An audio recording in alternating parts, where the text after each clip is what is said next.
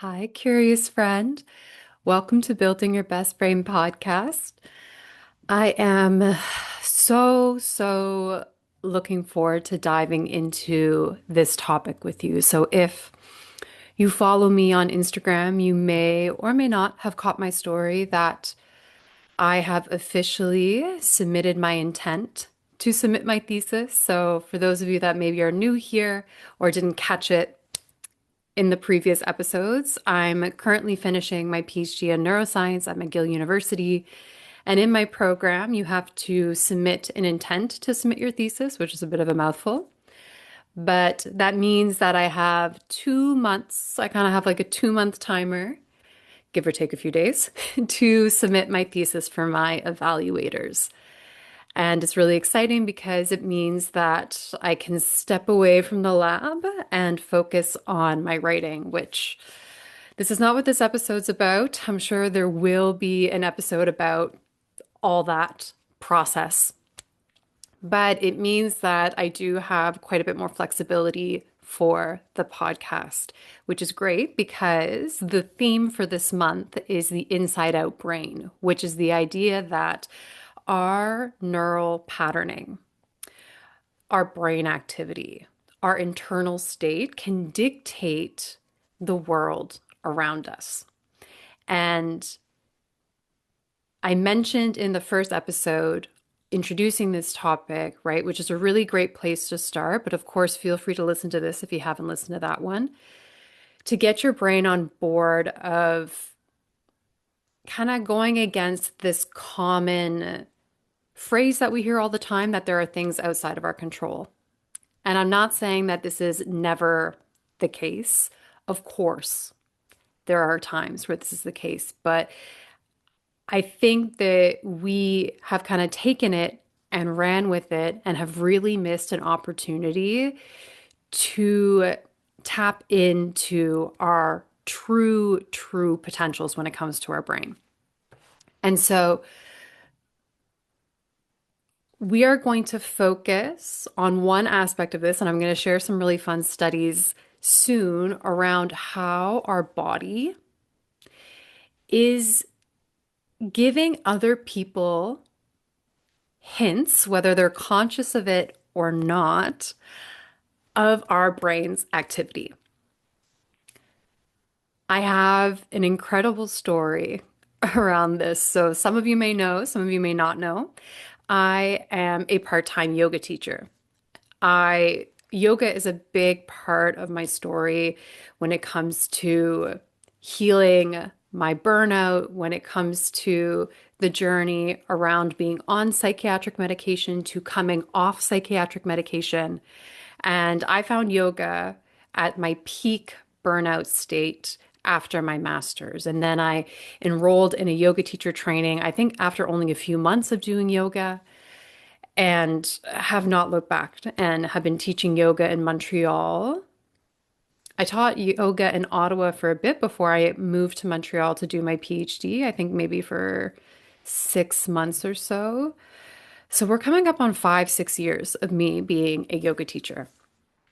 Now, before all this, we're going to go back in time to 17-year-old Sylvie, who was full of spice and energy. And something that I did all throughout my teen years, or even before that, when I was a kid, was I went to summer camp. I went to this all-girls summer camp called Oconto. So if any of you guys from Oconto are listening, I hope that puts a huge smile on your face every time I think of Camp Oconto. Such important formative years, memories, such an incredible experience. It's a really incredible place. It's an all girls sleepaway camp. And so I'd been going there since I was 10 years old. And I started becoming a camp counselor there for a few years. And when I was a camp counselor in training, you didn't have your own cabin with campers that you were responsible for taking care of, but You did help at different activities. So it was a really cool place that had a combination of wet activities and dry activities, was basically how we split it up. So for wet activities, we had swimming, canoeing, kayaking, sailing, windsurfing, you name it. And for dry activities, there was things like horseback riding, archery, arts and crafts. And then one of them was cardio slash dance. And I was training for that activity, like I guess being kind of a supportive role in that activity. And the lead counselor had a day off. And I had been training in that area for a while and was then responsible for taking over that activity for like a day. It wasn't a huge amount of time or anything, but I remember I was just full of ideas, full of inspiration. I was a bit of an overachiever, and that was partially, coming from maybe a place of needing to prove myself, but also coming from a place of I really care about people. I genuinely want people to have a wonderful experience, and I'm not shy to put in energy to help support that. And so I had this wild idea, 17-year-old Sylvie, who has never done yoga in her life. Why don't we do yoga at the beach? We have this beautiful beach at camp.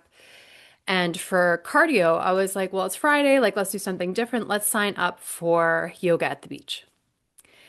And it was so funny because to prepare, I looked up a yoga sequence, which was sun salutation. So anybody who's familiar with yoga, we did sun salutation in Sanskrit, namaskar A, and it's very activating. You're basically flowing through 4 or 5 postures over and over again.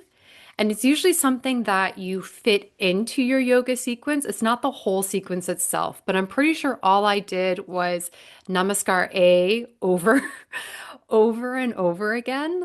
I threw in a few warriors and then we sat and meditated. And I think the meditation, because I didn't meditate, Lord, I was just full of piss and vinegar.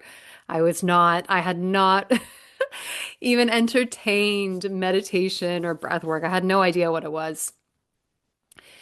And I had a little playlist and I was like, all right, I'm ready. And I felt good about it. I was like, what a cool thing to offer people. And I called it, yeah, that's right. I called it sunset yoga, even though, because it was the last period of the activity period, but we were like nowhere near sunset. It was before dinner. But anyway, I had my plan. I put my plan in motion. I didn't think too much about it and I was pumped. And I remember, I was responsible for all these kids and a lot of kids signed up. I think I had 30 or 40. And we started late because, we were meeting at the beach, but I wasn't very clear that we were meeting at the beach. So some of them were meeting at the dance studio and then had to make their way over. And again, I was responsible, right? And it was a big deal if you couldn't find a camper. But for some reason, I was not stressed. I was fine that we started late. I had my little speaker. I started playing the music.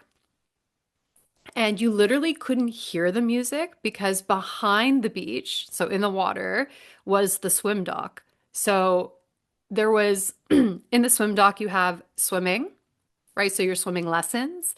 You also have another section that is free swim. So people are like tossing balls, laughing. It's a shallower part of the lake.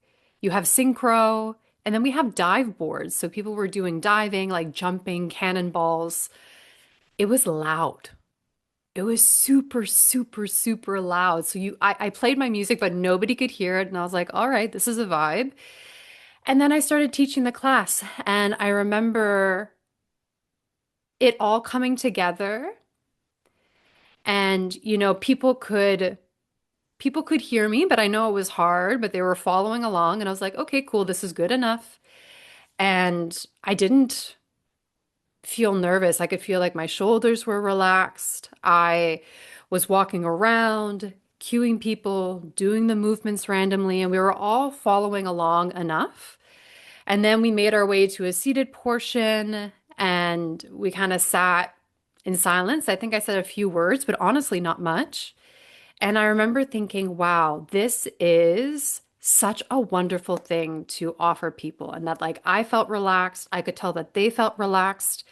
For the rest of the month, we never did it again, just because it wasn't really a part of the programming, but people were asking for it. The kids were asking for it. When are we going to do sunset yoga? And the original OG principal teacher was not was not down for that. She was not a yoga teacher. She didn't practice yoga. She was an incredible dancer and gave really great kind of Pilates bar fusion classes. And so that's what we focused on. But I remember just like throwing myself into it and being pleasantly surprised with how it went and how I also felt relaxed throughout the entire time. Now let's fast forward almost 10 years later. I'm in my yoga teacher training. I am learning the ins and outs, yoga philosophy, how to sequence a class, all the different postures, when you do your warm up, cool down, peak pose, all the namaskars. And I, it was interesting. And I forget the word for it. There's a theory, and it's a really fun curve on kind of like how much knowledge you have versus how much knowledge you think you have, your perception, and how when we have a little bit of knowledge, we're often quite confident. And we almost have this like overinflation of how much we know. And then once we start learning more, you realize how much you don't know. And so that curve actually plummets with the increased amount of knowledge. And then it kind of boosts again once you get into that expert level. And then it'll plateau. But it's incredible how confident we are with little knowledge. Just keep that in the back of your mind. And it's not, yeah, everybody has this. It's how we're designed. So you're not a bad person for having this. But anyway, so I'm learning more and I'm learning about how much I don't know. And I'm comparing myself to other teachers and I'm trying to find my style. And, yoga also meant so much more to me at that time because it really was a huge catalyst into getting out of my burnout. And needless to say, I was putting more pressure on myself when it came to yoga and my ability to teach it. And in Ottawa, I got my first in studio job as a yoga teacher, which I loved. And I was doing part time while I was working at my biotech company. Well, not my biotech company, but at a biotech company. And I remember there was one class I taught, and it was a power class. So we have different styles in yoga. As you can make the inference, if you've never taken a power yoga class before, it is a challenging class. And I was subbing a teacher that was loved by that community. Everybody loved his class. And he was actually one of the lead teachers in the teacher training that I took at that studio. Needless to say, I was putting a lot of pressure on myself and really nervous for it and was not relaxed before I was teaching it. I was really tense. I could feel it in my body. I could feel my breath being shorter. I'm almost positive my face probably looked different with little micro expressions. And I remember teaching the class, and I don't think I left my mat at all. Like I was not confident or comfortable enough to kind of go exploring or to stop demoing the postures to look up to see if everybody was following along, if they're picking up what I was putting down, if I needed to make any adjustments. And I remember it was interesting. I remember at that time too that I was very sensitive to people's opinions and perceptions of me as a teacher, like a lot, putting a lot of pressure on myself. And I really struggled with potentially making classes too challenging, like basically not giving enough options for people. And I do think it's important, and it's something that I still is a thread that I try to carry with me in all my classes, right? That, if there are certain postures that are not accessible to people because, it's just not accessible at that time, right? Our bodies are different every day. or, you know, structurally or experienced or whatever it is. I never want somebody to be sitting on their butt for an extended period of time at a yoga class because there's not enough options for them to do something to participate.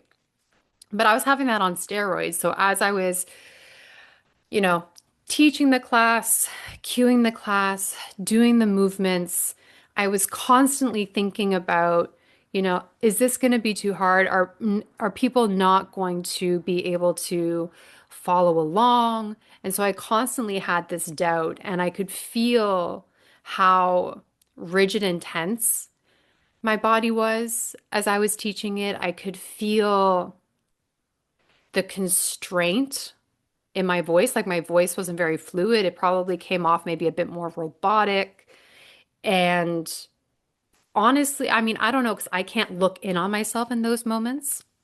And unfortunately, I don't have access to those students anymore. And honestly, they probably don't remember like I remember. But I'm sure even my eyes were maybe a bit more like strained and alert. And I remember that whole class being really challenging to teach. It really took a lot out of me because of all of this background and also what I felt in my body. And then the way the yoga studio is structured, I'm done. Everybody's in their shavasana, which is their final resting pose. You lie on your back, and I walk out of the room and I sit at the desk. And the desk is right beside the door that leads into the big yoga classroom. So if there was any talking that happened after the class, I could hear it. And I did hear some.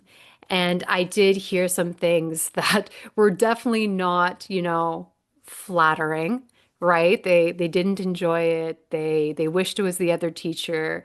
They actually, it was funnily enough, they found it too easy. So this preoccupation I had did interfere with the initial style of the yoga class. But when we look at it objectively, right, in terms of how much experience I had as a yoga teacher, how much knowledge I had, the actual skill sets itself, I was a lot more equipped to teach that class, that power class, than I was the yoga class at the beach. Yes, you could say that, the audiences were different, the expectations were different, but the fact that I felt really differently in my body in both those scenarios also speaks volumes to this idea that your body language, your posture, plays a huge role in giving other people insight into your brain activity. Your body language really is a bit of a looking glass for other people. And this is the reason for this is for a particular type of cell in our brain. This is because of mirror neurons. And mirror neurons were discovered by, I think, two Italian scientists. I like mix the two words together in the early 2000s, Rizzolatti and Lupino. And they discovered a set of neurons in the parietal lobe, which is involved in a lot of sensory motor integration, as well as in the premotor area, which is often involved in kind of predicting motor outputs or pre-planning of motor outputs. They found a set of mirror neurons. And so the way they did this study was initially with non-human primates.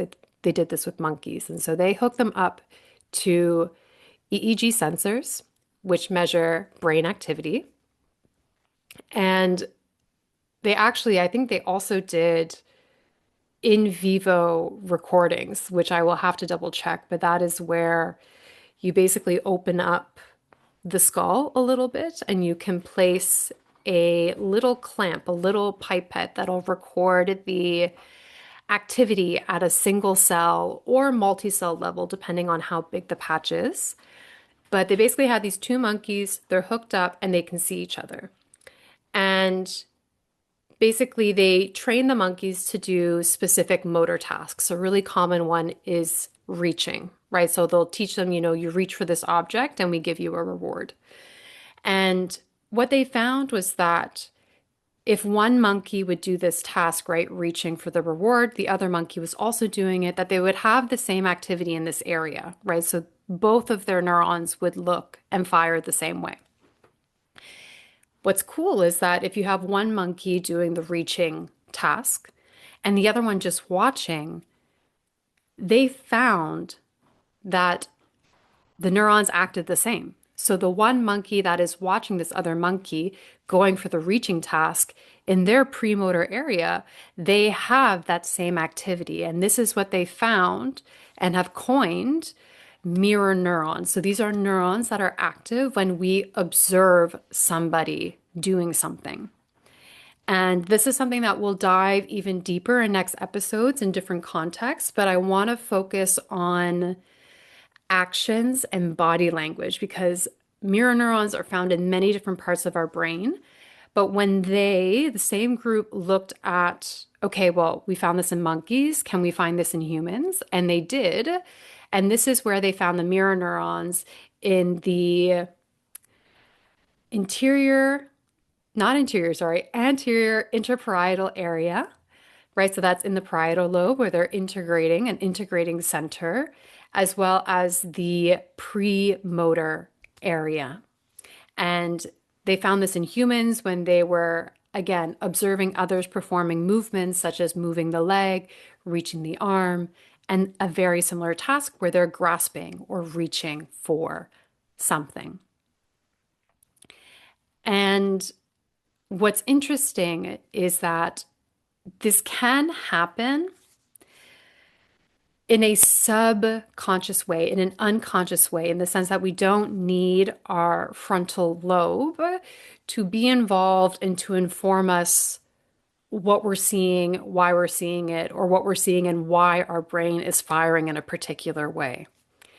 And they did a really interesting study where they looked at this when it came to facial expressions as well as body language.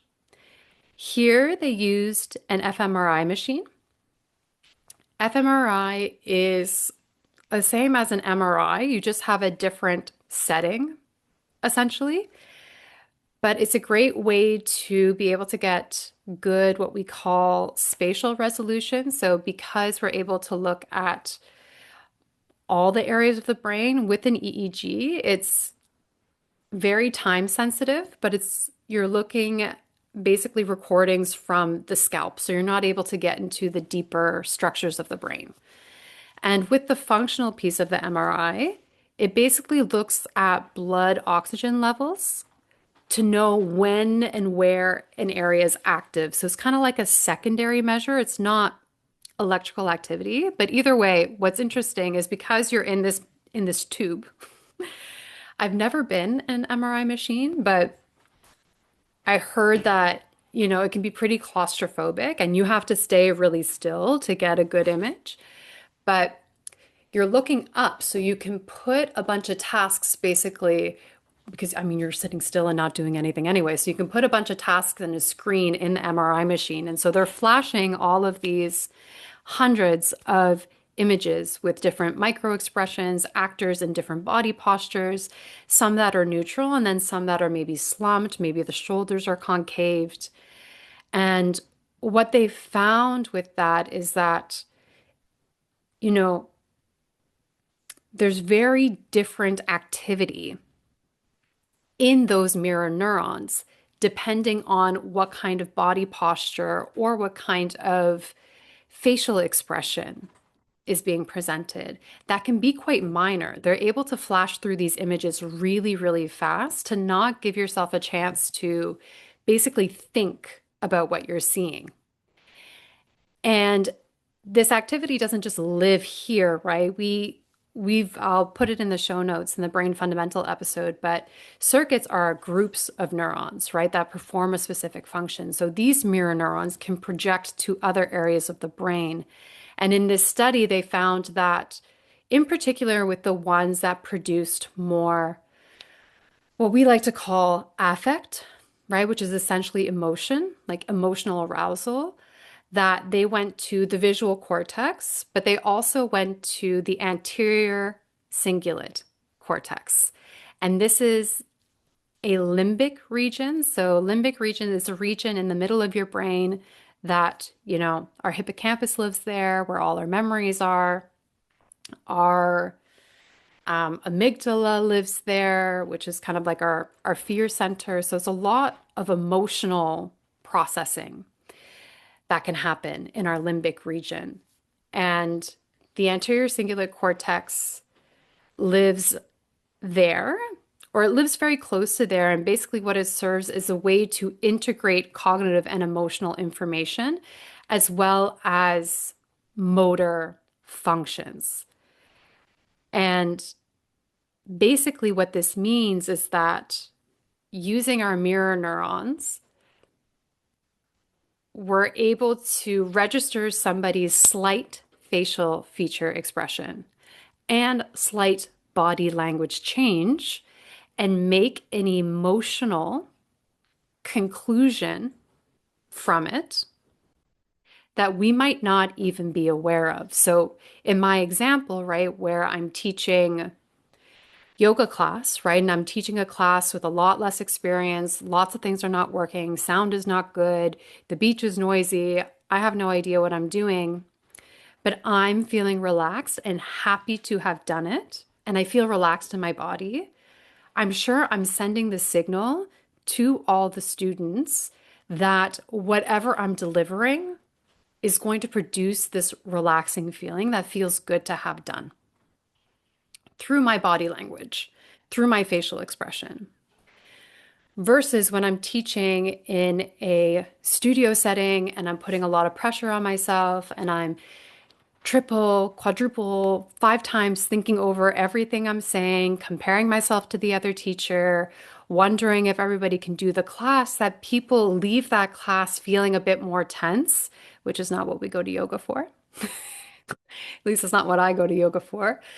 And just kind of not satisfied with the experience. And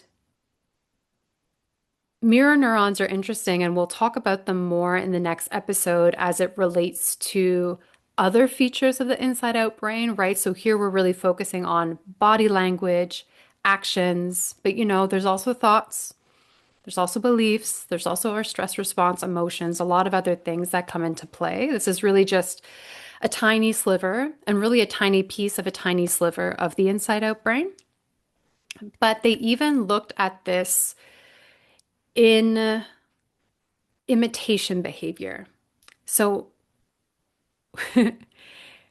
one ways that humans imitate each other, and I'm sure this has happened to you, is through yawning. And yawning, right, is this yawning's interesting. I'm sure there's entire PhD thesis, many of them, on the phenomenon of yawning and many different avenues you can take. But you know how you start yawning, somebody else will start yawning, somebody else will start yawning, and then you're all laughing and blaming the first person who started the yawn. All of a sudden, everyone's yawning and feeling more tired.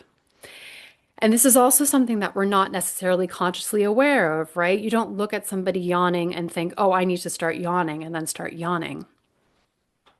And they did a study around 2013, and this will be in the show notes as well, that looked at children. So they looked at children, and they also looked at children on the autism spectrum disorder.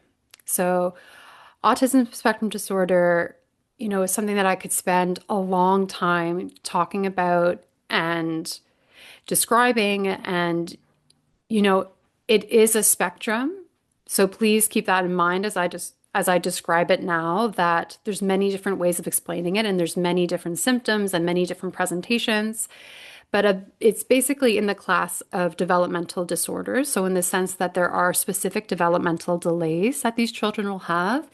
And one of the areas that it presents is in the social area, in particular with being able to integrate well socially, being able to socially mimic other people is a really big part of this diagnosis. So it's this idea, right, that, if you're having a conversation and people are taking turns, but maybe if you have ASD, you don't really know when you can jump in or if you can take a turn.